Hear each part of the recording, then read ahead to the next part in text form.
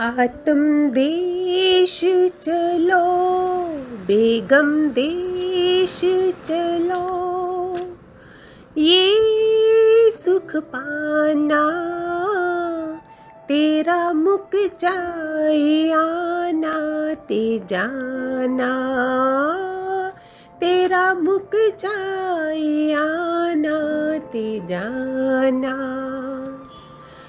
आत्म देश दी मंजिल पारी, ऐथे जांदी नहीं कोई सवारी। हो कृपा सतगुरु दी खबर पे कर दी। हो कृपा सतगुरु दी खबर पे कर दी। आत्म देश चलो, बेगम देश चलो, ये सुख पाना। हरिओम। आज के सत्संग में किसी ने मुझे, वो हमारे सत्संग के नहीं थे, आजकल क्वेश्चन करते हैं, since they are listening on the channel, जैसे आप प्रवचन देते हो। हमारा क्वेश्चन है, यूथ यंग बॉय, हिंदू धर्म में शव का दाह संस्कार क्यों किया जाता है, मुझे इसके बारे में बताइए। उसको कैसा मृत्यु के बाद लगता है, क्या होता है? आप बोलते हो आपने गरुड़ पुराण पढ़ा है, ये पढ़ा है, तो समझाइए। तो उसमें मेरे गुरुदेव की कृपा से जो आंसर था और जो सुना हुआ है गरुड़ पुराण में, उसके मुताबिक मैंने उस क्वेश्चन का आंसर ये दिया, हर इंसान को एक दिन मरना है शरीर से। हमारे भगवान जी ने जीते जी बता दिया मरने से पहले मर जाओ, लेकिन शरीर तो खत्म होना है ना। रामकृष्ण का भी हुआ। सच से जो भागता है, 18 पुराणों में से गरुड़ पुराण के अनुसार हिंदू धर्म में क्यों जलाया जाता है, ये उनका क्वेश्चन था। और जब गरुड़ पुराण के मुताबिक भी मृत्यु का समय जब नज़दीक आता है, उसकी कैसी हालत होती है, उसके साथ कैसा हो रहा होता है मरने के बाद। भगवान कृष्ण ने गरुड़ पुराण में भी कहा, मनुष्य सांप की भांति जकड़ा जाता है मृत्यु के समय, कुंडलिनी पूरी जकड़ ली जाती है, जीने की इच्छा लेके जा रहा होता है, दुखदायी जीवन जीता है। फिर जो मनुष्य जीवन भर झूठ नहीं बोलता, किसी के साथ छल कपट नहीं करता है, झूठी गवाहियाँ नहीं बोलता है, ऐसा वो सुखपूर्वक यातना करता है। दूसरा, अज्ञानता में गया हुआ, मोह में गया हुआ वो इंसान दुखदायी जीवन लेके जाता है, मृत्यु के समय महा अंधकार में फंस जाता है। जमराज आते हैं, प्राणी कांप जाता है और अपने पिता, पुत्र, पत्नी सब रिश्तेदारों को ढूंढता है। सांस रुक जाती है, मुंह सूख जाता है। जब जीवात्मा को शरीर जमलोक ले जाया जा रहा होता है। सुनिए, पहले वो शरीर को जमलोक ले जाते हैं जमराज, फिर उसके बाद दोबारा उसको मृतक शरीर के पास ले जाते हैं, उसे दिखाते हैं वो जो 13 दिन बोलते हैं ना जमराज आके। ये सारा गरुड़ पुराण में है, जो हमें मानना भी है, क्योंकि हमारे लिए ऋषि मुनि मेहनत करके गए।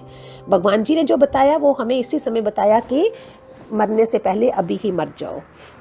मृतक शरीर के पास ले जाते हैं, वो प्रवेश करना चाहता है, अपने शरीर को देख के उसमें जाना चाहता है, लेकिन जमदूतों ने उसे बांध रखा होता है। भूख प्यास ताती है और ये कष्ट सहन नहीं होता, वह रोने लगता है। अब कितनों को तो आप लोगों ने देखा भी होगा ये सब हाल जो वर्णन किया जा रहा है इधर। मुझे कभी मौका नहीं मिला था। ये गोबर से लेटे हुए स्थान पर वहाँ गोबर और कुश और तिल रख दिए जाते हैं, ये भी रीज़न है रखने का। गरुड़ पुराण में कहते हैं आखिर ऐसा करने से मृत्यु आत्मा पर क्या प्रभाव पड़ता है।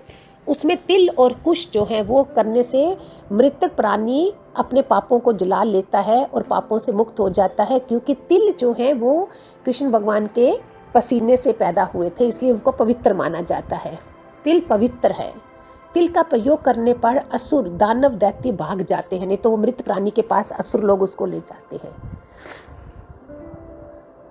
और फिर बिना गोबर के मृत्यु को पिशाच लोग आ जाते हैं उसको लेने के लिए। देखो ये क्या इन्फॉर्मेशन है सारी।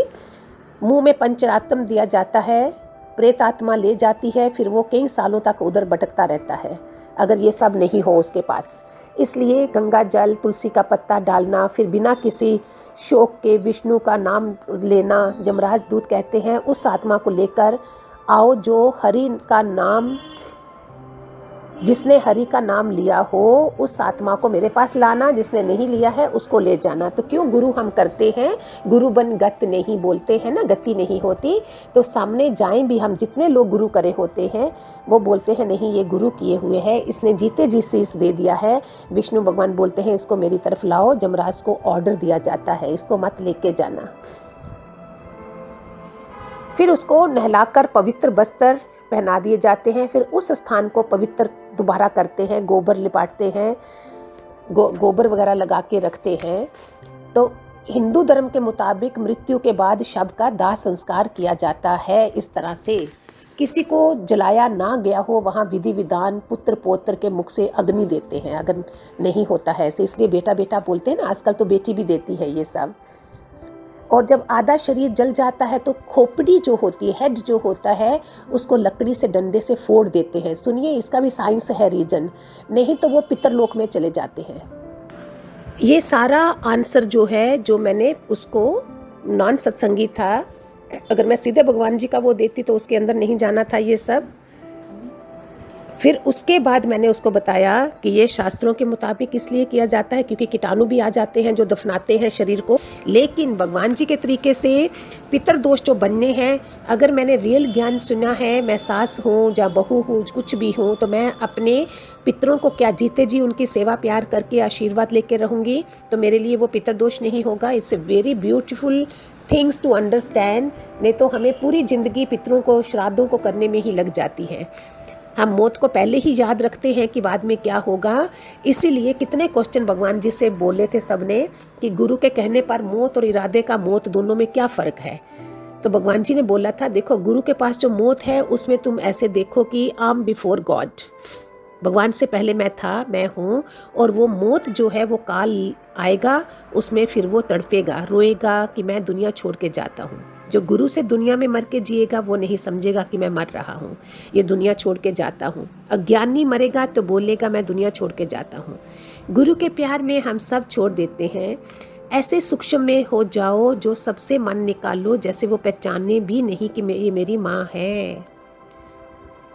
तो भगवान जी को जब किसी ने क्वेश्चन करा था मौत के समय इंसान कहाँ जाता है मौत के बाद, तो भगवान जी का आंसर था जैसी वासना है वैसे घर में भगवान का जन्म होता है। मेरी जास्ती चिंतन हो वहाँ मेरे को जन्म देगा, ये पक्का थोड़ी है कि मनुष्य जन्म ही मिलेगा। रास्ते में कोई पशु जैसी करतूत करते हैं तो मेरे को मनुष्य जन्म कैसे मिलेगा। फिर किसने क्वेश्चन करा था भगवान से मरने से पहले मर जाए, तो भगवान ने बोला मैं सबके हैं, मेरे को सब भूल जाए। मरने से पहले मरो, इसका तात्पर्य क्या है। मरो तो हमारी कभी फेलियर नहीं होगी, नहीं तो जरा जरा क्रोध, जरे जरे लोभ, जरे जरे वो घर में भी फेलियर होते हैं, कहाँ भी जाएं वहाँ भी फेल होते हैं। जे हम ऐसे शांत में रहते हैं तो इसका भी मौत हो गया ना। बाकी मेरे को इधर प्रेम के लिए बैठते हैं, चाहे घर में बैठे चाहे दुकान में बैठे, कहाँ भी हमको प्रेम करने की सभा मिली हुई है। ये भगवान जी का आंसर था। तो जो इंसान प्रेममय में जाएगा, ऐसा जीवन जिएगा, बताओ उसका क्या अंत होगा। समझ आई है, ये हमारा गोल है। Lots of love, lots of blessings to all of you. खूब सारे आशीर्वाद भगवान जी की तरफ से। हरि ओम।